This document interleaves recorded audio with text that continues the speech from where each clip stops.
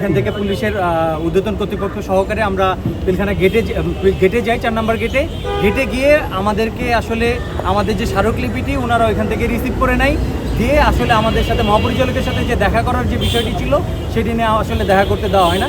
এই বিষয়ে বিস্তারিত আমাদের আন্দোলন সম্পর্কে বা পরবর্তী করণীয় সম্পর্কে আমাদের ফজলুর রহমান স্যার উনি নায়েব সুবেদার উনি বিস্তারিত আপনাদেরকে জানাচ্ছেন। সুবেদার মেজর, আমাদের দাবি ছিল ডিজি মহোদয়ের সাথে জোরে বলেন। বিজেপির ডিজি মহোদয়ের সাথে সাক্ষাৎ করে আমাদের স্মারকলিপিটা বুড়া মানুষ বা আমাদের বক্তব্যটা তার কাছে উপস্থাপন করার কথা ছিল। পুলিশের ঊর্ধ্বতন কর্তৃপক্ষ আমাদেরকে 5 জনকে ভিতরে যাওয়ার জন্য নিয়ে যায় এবং 4 নম্বর গেটে নেওয়ার পরে একজন লেফটেন্যান্ট কর্নেল উনি এসে আমাদের কাছ থেকে স্মারকলিপিটা নেয়, বলছে যে আপনার স্মারকলিপি দিলেন, আপনাদের ভিতরে যাওয়া হবে না, হ্যাঁ আপনাদের স্মারকলিপি পৌঁছাই দেওয়া হবে।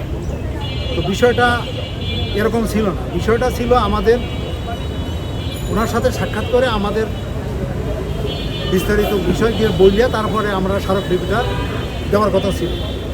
আমাদেরকে স্মারকলিপিটা নিয়ে গেছে, কিন্তু আমাদের বলছে যে পরবর্তীতে জানানো হবে। আমাদের কি জানাবে এখনও জানায় নাই, তবে এটার বিষয়টা না জানান পর্যন্ত আমাদের এই আন্দোলন এইভাবে থাকবে, অবস্থান কর্মসূচি থাকবে।